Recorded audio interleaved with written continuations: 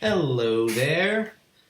Welcome Haley, Silas, Holland, Sadie, Annie, Emma, Margot, Agatha, Mackenzie, Caleb, Julian, Henry, Derek, Jason, Lexi, Casey, Caden, Mateo, Auden, Nye, Maya, and Evan. Today we are going to be reading Chapter 10 of Matilda. Chapter 10, Throwing the Hammer. The nice thing about Matilda was that if you had met her casually and talked to her, you would have thought that she was a perfectly normal 5.5-year-old child. She displayed almost no outward signs of her brilliance, and she never showed off. This is a very sensible and quiet little girl, you would have said to yourself. And unless for some reason you had started a discussion with her about literature or mathematics, you would never have known the extent of her brain power. It was therefore easy for Matilda to make friends with other children. All those in her class liked her. They knew, of course, that she was clever because they had heard her being questioned by Miss Honey on the first day of term. And they knew also that she was allowed to sit quietly with a book during lessons and not pay attention to the teacher. But children of their age do not search deeply for reasons. They are far too wrapped up with their own struggles to rave over much about what others are doing and why. Among Matilda's newfound friends was a girl called Lavender. Right from the first day of term, the two of them started wandering round together during the morning break and in the lunch hour.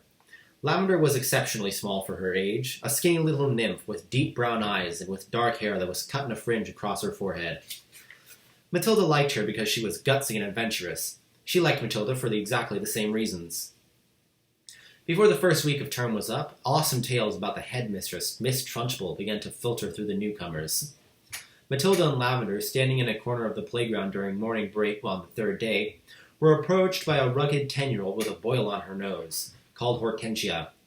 "No scum, I suppose," Hortensia said to them, looking down from her great height. She was eating from an extra-large bag of potato crisps and was digging the stuff out in handfuls. "Welcome to Borstal," she added, spraying the bits of crisps out her mouth like snowflakes. The two tiny ones, confronted by this giant, kept a watchful silence.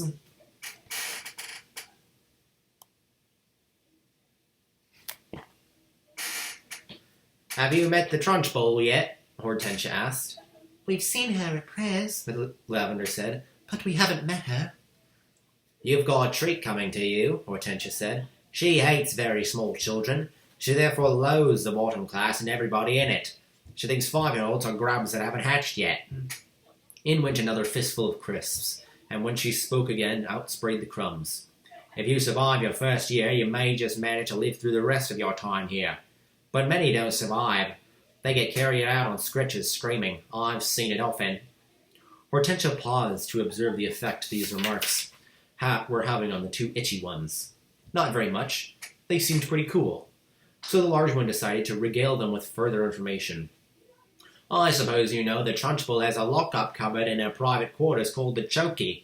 Have you heard about the Chokey?" Matilda and Lavender shook their heads and continued to gaze up at the giant.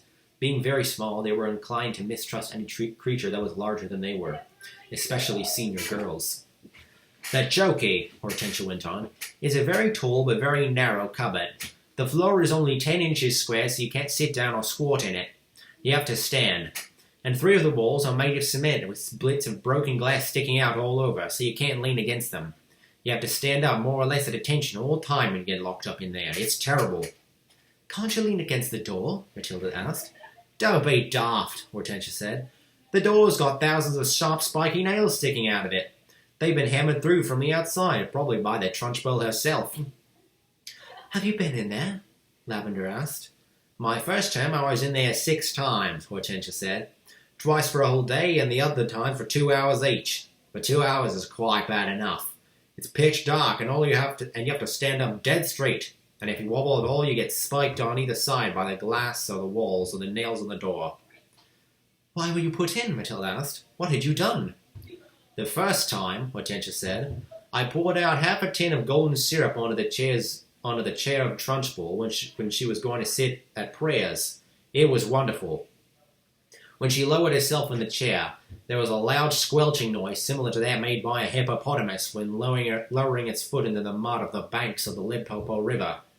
But you're too small and stupid to have read the Just So stories, aren't you? I've read them, Matilda said. You're a liar, Hortensia said amiably. You can't even read yet. But no matter. So when the Trunchbull sat down on the golden syrup, the squelch was beautiful. And when she jumped up again, the chair sort of stuck to the seat of those awful green breeches she wears and came up with her for a few seconds until the thick syrup slowly came unstuck. Then she clasped her hand to the seat of her breeches and both hands got covered in the muck. You should have seen her bellow. But how did she know it was you? Lavender asked.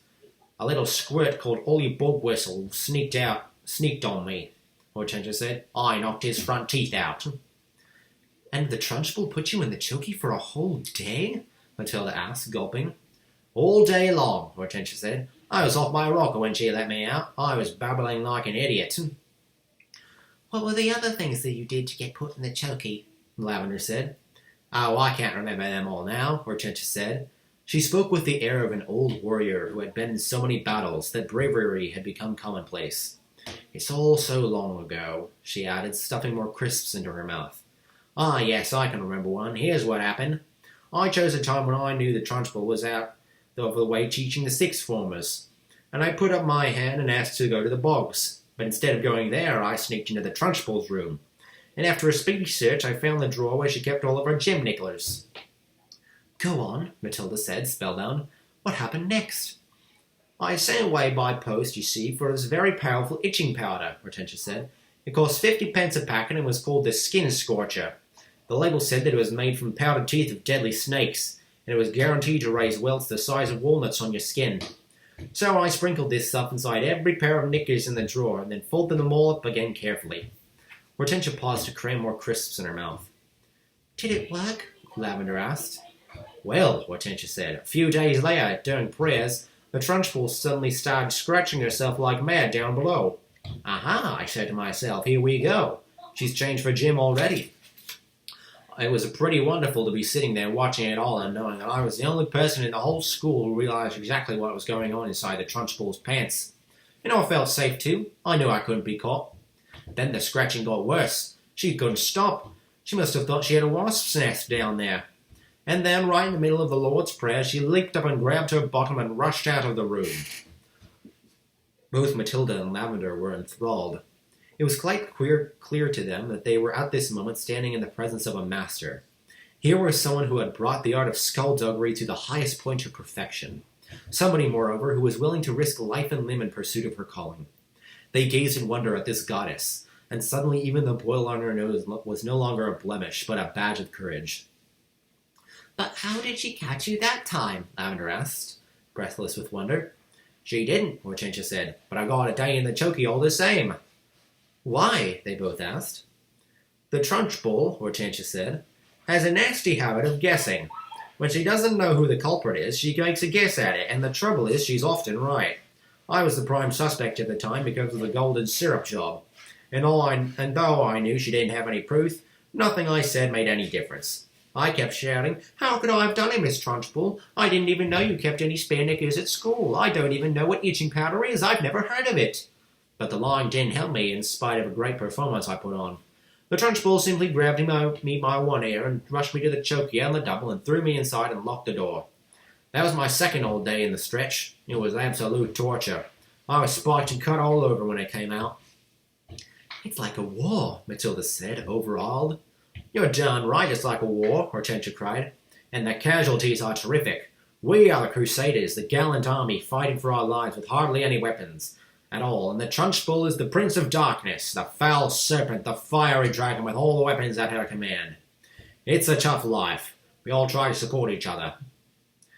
You can rely on us, Lavender said, making her height of 3 feet 2 inches stretch as tall as possible. No, I can't, Hortensia said. You're only shrimps. But you never know. We may find a use for you one day in some undercover job. Tell us just a little bit more about what she does, Matilda said. Please do. I mustn't frighten you here before you've been here a week, Hortensia said. You won't, Lavender said. We may be small, but we're quite tough. Listen to this, then, Hortensia said. Only yesterday, the Trunchbull caught a boy called Julius Rotwinkle eating licorice. during the scripture lesson, and she simply picked him up by one arm and flung him clear out of the open classroom window. Our classroom was up one floor, and we saw Julius Rotwinkle go sailing out over the garden like a frisbee, and landing with a thump in the middle of lettuces. Then the Trunchbull turned to us and said, "From now on, anybody caught eating in class goes straight out the windows." "Did this Julius Rotwinkle bring any bones?" Lavender asked. "Only a few," Hortensia said. "You've got to remember that the Trunchbull once threw the hammer for Britain in the Olympics, so she is very proud of her right arm." "What's throwing the hammer?" Lavender asked. "The hammer," Hortensia said, "is actually a ruddy great cannonball on the end of a long bit of wire, and the thrower whisks it around and round his or her head faster and faster and then lets it go. You have to be terrifically strong. The Trunchbull will throw anything around just to keep her arm in, especially children." "Good heavens," Lavender said. "I once heard her say," Hortensia went on, "that a large boy is about the same weight as an Olympic hammer, and therefore he's very useful for practicing with." At that point, something strange happened. The playground, which had up till then been filled with shrieks and shouting of children at play, all at once became silent as a grave.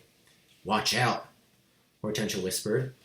Matilda and Lavender glanced round and saw the gigantic figure of Miss Trunchbull advancing through the crowd of boys and girls with menacing strides.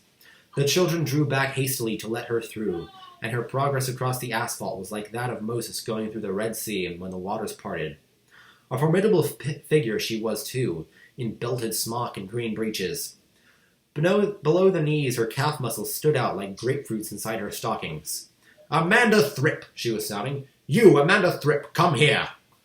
"Hold your hats," Hortensia whispered. "What's going to happen?" Lavender whispered back.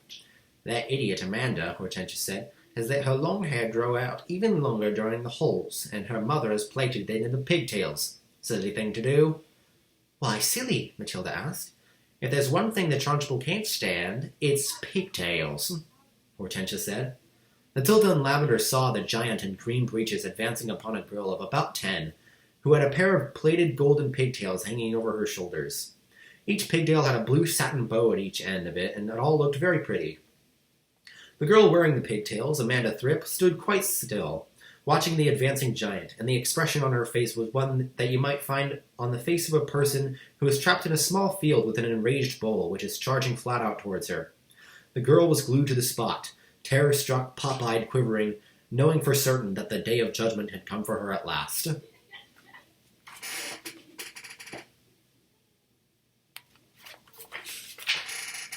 Miss Trunchbull had now reached the victim and stood towering over her. "I want those filthy pigtails off before you come to school tomorrow," she barked. "Chop 'em off and throw 'em in the dustbin, you understand?"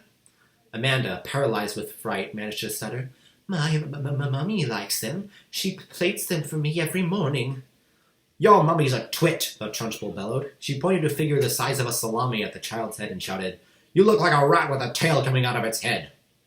"My mummy thinks that I look lovely, Miss Trunchbull," Amanda stuttered, shaking like a blancmange. "I don't give a tinker's toot what your mummy thinks," the Trunchbull yelled, and with that she lunged forward and grabbed a hold of Amanda's pigtails in her right fist, and lifted the girl clear off the ground. Then she started swinging her round and round her head, faster and faster, and Amanda was screaming blue murder, and the Trunchbull was yelling, "I'll give you pigtails, you little rat!" "Shades of the Olympics," Hortensia muttered. "She's getting up speed now, just like she does with the hammer. 10-1 she's going to throw her."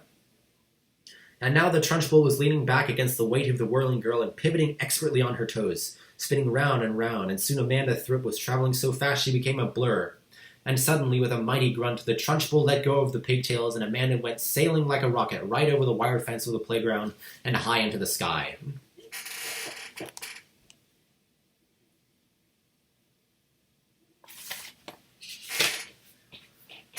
"Well thrown, sir," someone shouted from across the playground, and Matilda, who was mesmerized by the whole crazy affair, saw Amanda Thrip descending into a long, graceful parabola onto the playing field beyond. She landed on the grass and bounced 3 times and came to rest. Then, amazingly, she sat up. She looked a trifle dazed, and who could blame her? But after a minute or so, she was up on her feet again and tottering back towards the playground. The Trunchbull stood on the playground, dusting off her hands.